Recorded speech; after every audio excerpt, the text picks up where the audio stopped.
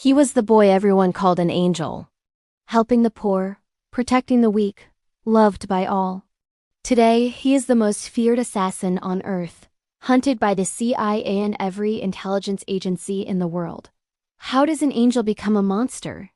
This is the story of Sam. Sam's story began far from shadows and blood. Born in Russia but raised in France, he grew up believing in kindness. He shared food with the homeless, helped old men carry groceries, and gave away the little money he had to those in need. Neighbors smiled whenever they saw him. To them, Sam was proof that innocence still existed in a world slowly rotting away. But fate has a cruel sense of irony. Sam's biggest strength, his blind trust in others, would one day turn into the weapon used against him. It was an ordinary afternoon. School had just ended. Sam walked down the damp street, his backpack heavy with books but his mind light with dreams. The city's gray sky pressed down, but he didn't notice. Then, out of nowhere, a black Mercedes screeched to a halt in front of him. Behind it, a convoy of dark 4x4s blocked the road. The door opened, and from the Mercedes stepped a tall man in his 50s. Broad shoulders, sharp suit, eyes like cold steel. His name was Paul. He walked toward Sam with a mix of authority and respect. "Mr. Sam," he said in a deep, steady voice, "please come with us. You are about to meet our master." Sam froze. Fear crawled through him. Who were these men? Why him? "No," he stammered, shaking his head. "I don't know you." Then the tinted windows of the Mercedes slowly lowered. Sam's breath caught. Inside the car, he saw his parents. The two people he had trusted his entire life. His father looked calm, almost sad. His mother, eyes wet with tears, whispered softly, "Sam, come. Please, get in." Confused, torn between instinct and love, Sam stepped inside. The door slammed shut. Engines roared. The convoy disappeared into the night. The ride was long. Silence filled the air like poison. Sam's eyes darted between his parents. Something was wrong. Terribly wrong. Finally, his father spoke, voice heavy with guilt. "Sam, there's something you need to know. We are not your real parents." The words hit like a blade through his chest. "What?" Sam's voice cracked. "That's impossible." His mother reached for his hand, her touch trembling. "It's true. We were given a mission, to raise you, to bring you here, but don't think our love wasn't real. Sam, you are like a son to us." Sam shook his head violently. His world shattered. Lies. His entire childhood, a mission. His stomach twisted. Hours later, the convoy arrived at a private airfield. A sleek jet waited, engines humming in the cold night air. Sam was dragged inside. The flight carried him across borders, across oceans, back to the land of his blood, Russia. When he stepped out, he found himself in the middle of nowhere. A massive estate loomed before him, a stone fortress hidden deep within icy forests. It looked less like a home and more like a prison designed for the powerful. There Paul led him into a grand hall. At its center, on a high chair carved from oak, sat an old man with piercing eyes. His presence dominated the room, heavy and suffocating. "Sam," Paul announced, "this is your grandfather, Joseph." The old man's voice was slow, commanding, soaked with centuries of power. "My boy, I have bad news. Your father is dead." He was killed by the greatest assassin alive. A man named Raymond. Sam's jaw tightened. His heart pounded. His real father. Murdered by some ghost named Raymond. Joseph leaned forward, gaze sharp as a knife. "You will avenge him. You will surpass him. For 6 years we will shape you. We will carve you into a weapon.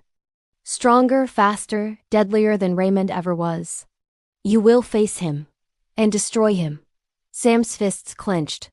He had never met his father. Why should he fight this battle? His voice cracked with defiance. "No, this isn't my war. This isn't my life."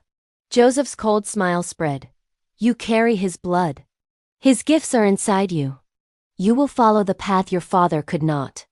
In return, I will give you everything: wealth, power, The truth of why you were abandoned. The promise gnawed at Sam. The truth about his past.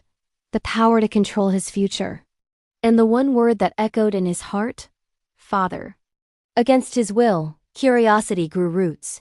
Training began the next day. The first week nearly killed him. His body broke, healed, and broke again. Joseph's men trained him like an animal, no worse, like a machine. Every bone, every muscle, every nerve was forged in agony. Sam bled, screamed, collapsed, and rose again. Days blurred into weeks. Weeks into months. Months into years. By his 4th year, Sam no longer looked like the boy neighbors once called Angel. His eyes were colder, his movements sharper. He could break bones with the flick of his wrist, snap necks without hesitation, fire weapons with surgical precision. His body became a fortress of muscle and speed. His heart, a stone, or so they tried to make it. But fate once again had its own plan. In the beginning of his 6th year of training, Sam met her. Emma. She wasn't like the others in the estate. Where the halls were filled with weapons and shadows, Emma carried warmth. She was his age, with gentle eyes and a smile that cut through darkness like sunlight through storm clouds. She was softness in a world of steel. At first, they exchanged only brief glances, then words, then laughter. Soon, in stolen moments away from prying eyes, they shared something forbidden: love. For Sam, Emma was more than a girl. She was a reminder that he was still human. That beneath the scars, the bruises, and the endless drills, a boy's heart still beat. Every day he endured brutal training, knives at his throat, blood in his mouth. Every night, Emma's presence healed wounds no doctor could. She was light, he was shadow. Together they were whole. But in Joseph's world, nothing pure lasts forever. The 6th winter fell like a curtain, and with it came the mission promised since the first bruise on Sam's ribs. Files appeared. Names, cities, routines. The target, Raymond the ghost, every assassin feared. Joseph's voice still rang. The man who killed your father. Paul laid out the dossiers. You will move alone. No trace, no echo. Sam didn't answer. He had learned the language of silence. But inside something trembled, not fear, but the pressure of an ending demanding blood. For days he studied. Emma slipped into the shadows, whispering warmth into the cracks of his armor. Come back, she begged. He kissed her forehead and lied with silence. He tracked Raymond across Europe, Prague, Bucharest, the Carpathians. Ghostly patterns revealed a man of ritual. Finally, he found him in a rain-soaked port city, renting the top floor of an abandoned warehouse. At dawn, Sam entered. The air smelled of rust and salt. Raymond stood at the window, reflection fractured by the harbor lights. I've been expecting you, Raymond said without turning. Took you longer than I thought. No more words. Steel met steel. Knives clashed, sparks flew, a lamp swung wildly. Then came guns, close and desperate. Walls cracked, glass shattered, shadows fought shadows. Raymond moved like lightning, but Sam had become something forged in pain. Finally, cornered, Raymond paused. Instead of finishing the strike, he pulled a weathered envelope from his coat. Before you do it, take this. Sam's hand didn't lower. Raymond set it on the floor. Then he lunged, and Sam's finger answered 6 years of training. Shots rang out. Raymond staggered, slid against the wall, and collapsed. With his final breath, he said, "Open it." Sam crouched. His hand trembled for the first time in years. The envelope cut his thumb. Inside, a letter. An address. The handwriting spoke of truth too dangerous for Joseph to allow. At the safe house, Sam uncovered the hidden drawer.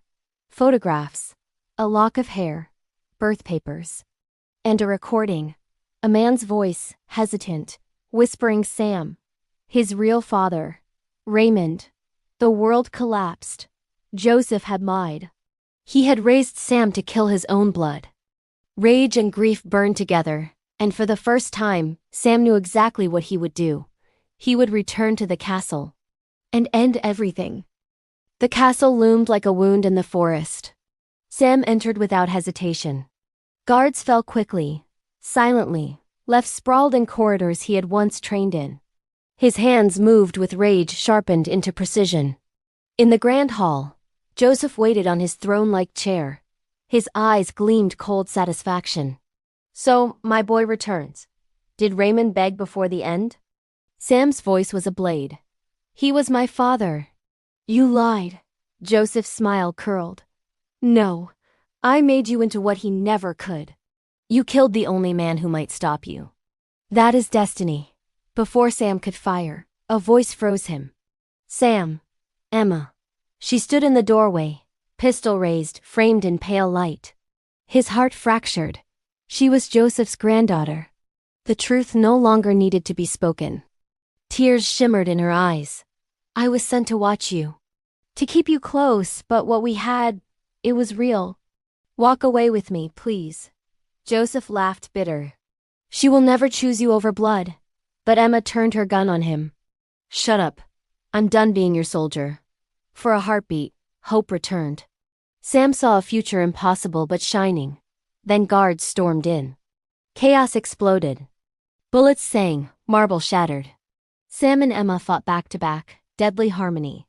For a moment they were invincible. Then Joseph's shot tore into Sam's shoulder. Pain flared, his vision blurred. Emma's scream cut the hall. She spun, shot back, wounded Joseph. The old man staggered but did not fall. "Run, Sam!" Emma cried. But he didn't move. He couldn't leave her. Their eyes met love, fear, defiance. Then her gun swung toward him. "Please, don't make me choose." His hands opened, weapon lowered. He trusted her, even now. Joseph fired again. Sam answered. 2 shots echoed. Emma staggered, disbelief in her eyes. She touched her chest, whispered, "Tell me." "We were real." Sam held her as the light left her gaze. "We were real." She smiled faintly and was gone. Joseph tried to raise his pistol one last time. Sam ended it with a single cold shot. Silence fell. Dust floated through beams of light. Sam cradled Emma, grief hollowing him more than bullets ever could. Then he stood. He burned files, erased traces, and walked out of the castle that had made him and destroyed him. From that night, the world called him a ghost. A weapon for the rich, a nightmare for governance. The CIA hunted him, Interpol wrote his name in secret files, but no one ever truly found him. Yet sometimes, in the quiet, Sam still heard Emma's laugh. Sometimes he replayed the recording of Raymond whispering Sam. Shadows and memories became his only companions. The boy once called Angel was gone. In his place lived something the world feared, but could never truly understand.